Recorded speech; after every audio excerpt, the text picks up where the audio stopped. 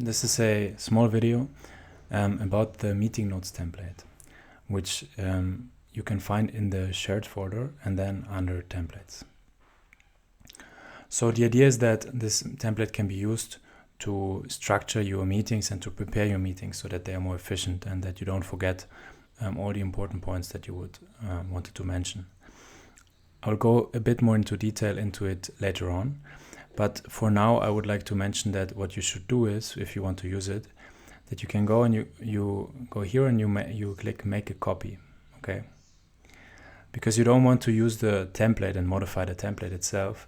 You want to create a copy, and then you can go and move that copy to your own folder, like as I explained before in the video. You can click on this icon, which means like move to a different folder, and then you move it to whichever group you're in, and you call it you can call it meeting notes for your group. Okay, so this is an important point because the meeting notes template itself should never be modified. Now let's have a look at the meeting notes template. So there's two things that should be done. One is something which has to be done before the meeting, and that is to fill out things like date, time, and attendees, as well as the agenda. So the agenda is kind of a preparation for the meeting, and that usually should be done by the team leader or whoever is in charge of the meeting. It could also be someone else. And the idea is that you should like structure and streamline what exactly is the purpose. What do we have to discuss? Are there some things from previous meetings that are still open and that still should be talked about? And then also what is also important, there's an action items. So here you should maybe think about, okay, what are the things that should be done, and when should they be done, and who should be assigned to them.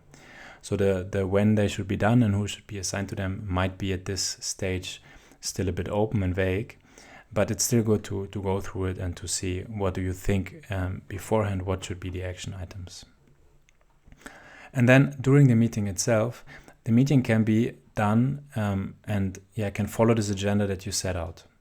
And during the meeting, someone else or the same person can start to write a summary of what happened in the meeting itself, like the important points that you don't want to forget.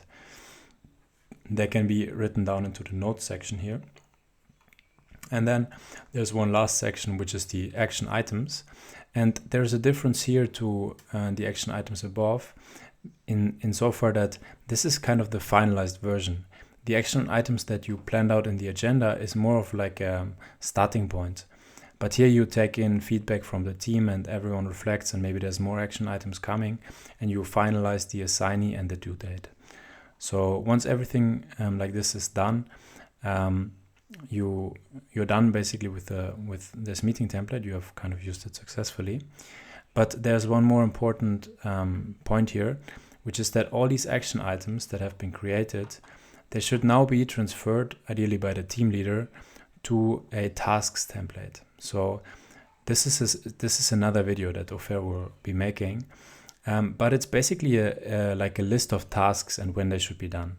And I'm using our task template here to show you how you would structure it. So for example, here this is my task: create a video on how to use the meeting notes template. And it's still like open as like a to do, and I'm the assignee, and there's a certain end date and so on. So I'm not going to go into too much details because Ofer will talk about this extensively. But it's important to note that these action items that you create here, they should be transferred to the tasks template, because the tasks template is the one where people are looking, okay, what is my job? What do I have to do? Until when do I have to do this? And so on. So I hope this was understandable, and I hope this template will be helpful for you.